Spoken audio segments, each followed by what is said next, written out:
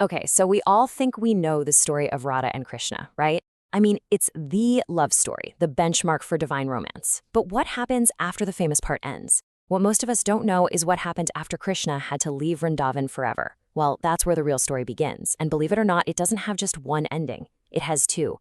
And both are absolutely incredible. There's this one line that just perfectly captures their entire story. It goes, "This is not just love, it is an eternal bond of ages." And that's really the heart of it, isn't it? A connection that literally stretches across eternity. All right, so before we can really get to the separation, we have to talk about why their bond was so special in the first place. Picture this, the beautiful, almost magical forests of Vrindavan. It's here that Radha and Krishna basically became the blueprint for divine love, a connection that was about so much more than just the physical world. And what's really interesting is that this larger-than-life story has some, surprisingly human details. For instance, did you know Radha was actually 5 years older than Krishna? Yeah. They met for the very first time when he was just a kid, only 7 years old. And from that one moment, bam, a bond was forged that would, quite literally, define divinity. Their time together in Vrindavan, it was just magical, filled with these divine, playful moments they call leelas. I mean, you have stories of Krishna dressing up as a woman, as Shamsaki, just to make Radha smile when she was upside. And then there's the tale of a secret marriage deep in the forest, with only the god Brahma as a witness. It was this perfect mix of profound, deep love and just pure, joyful playfulness. So all of this leads to the one big question that I'm sure is on your mind, because it's the question everyone asks. If their love was so perfect, so absolute, why didn't they ever officially get married? Well, the answer, according to the scriptures, comes from Krishna himself, and it's a real mind-bender. He basically explained that marriage is for uniting two souls, but he and Radha, they were already one soul. He asked, how could I marry myself? Just think about that for a second. It wasn't about two people finding each other. They were already one and the same, just in two different bodies. But as perfect as this union was, it wasn't meant to last. Not in the physical sense anyway. This is where the story takes a really sharp, almost tragic turn. We go from a story of divine love to one of divine separation. See, Krishna's destiny was just huge. It was bigger than any one relationship, even this one. Remember, he's an incarnation of Vishnu. He had this massive cosmic job to do, taking down tyrants, restoring balance to the world. And to fulfill that destiny, he had to leave Vrindavan. And he had to leave Radha forever. So what on earth happens next? I mean, really, what happens when two halves of the exact same soul are physically ripped apart? Where does the story go from there? Well, the answer isn't simple. In fact, it splits into two completely different and equally powerful legends. Okay, let's dive into the first legend. This is probably the one you might be more familiar with if you've heard anything about this part of the story. It's a tale of incredible patience, deep spiritual understanding, and, well, a pretty heartbreaking final meeting. So after Krishna leaves, Radha lives this quiet life. And yeah, she does marry someone else, a man named Abhimanyu, but her soul, that always belonged to Krishna. Years and years go by, and she finally travels to Krishna's incredible kingdom, Dwarka. But here's the twist. Being physically near him again actually made her feel less connected.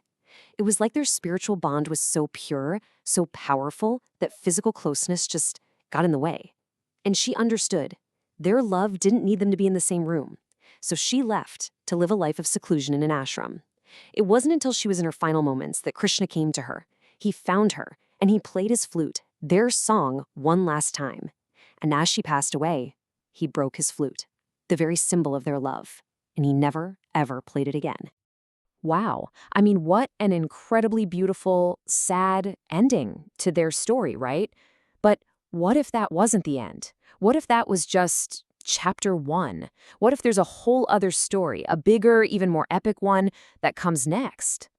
This brings us to legend number 2, and this one is a straight-up epic. We're talking reincarnation, destiny, a whole new adventure.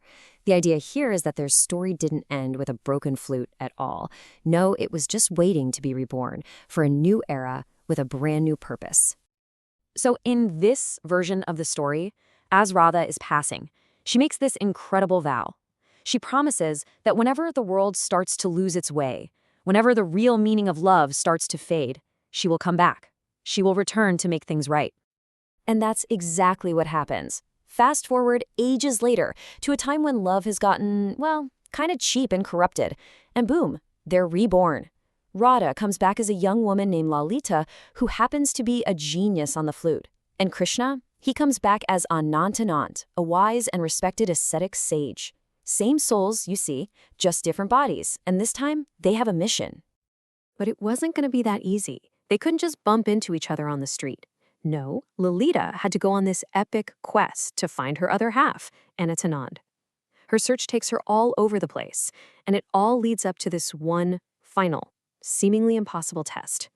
A trial that was specifically designed to prove their love was beyond anything physical. Okay, so get this. A rival sage who is super skeptical about their whole soulmate thing sets up this test. The challenge? Lalita has to find Anantanand while she's completely blindfolded. The only thing she can use to guide her is her soul. And to make it harder, other sages try to trick her. They step in her path and claim to be Anantanand, but her heart, her soul, immediately knows they're fakes. And finally, that inner compass leads her straight to a remote cave where the real Anantanand is meditating. She found him without her eyes, proving, once and for all, their connection was something else entirely. Okay, so let's just pause for a second. We have two wildly different endings, right? A quiet, peaceful death and an epic quest of rebirth. How can both of these stories be the story? Well, the answer isn't about picking one. It's about understanding what Radha and Krishna symbolize on a much, much deeper level. At the end of the day, their story is really a beautiful, grand metaphor for the relationship between the Atma and the Paramatma. The simplest way to think about it is this. Radha represents the Atma, that's the individual soul, like you or me. And Krishna? He's the Paramatma, the divine universal consciousness. The entire story is about the soul's deep, passionate desire to reconnect with the divine. And when you look at it through that lens, suddenly both stories make perfect sense together. They're just two sides of the same coin. The first legend, the Quiet Wait, teaches us that this connection is purely spiritual. Physical distance means nothing. And the second legend, the Rebirth, shows us that this same connection is an eternal force, so powerful that not even death or the passing of ages can stop it. So, you see, Radha isn't just some character in a story. She is a symbol for the human soul itself. Your soul, my soul, all of us. She represents our unending search to find our way back to that divine source. And that leaves us with one last, really big thought to chew on. If Radha is the soul and Krishna is the divine, then can their love story ever really have an ending? If it's truly our story, the story of the soul searching for union, maybe it's not a story that ended thousands of years ago at all. Maybe, just maybe, it's a story that's still happening, right now, inside every single one of us.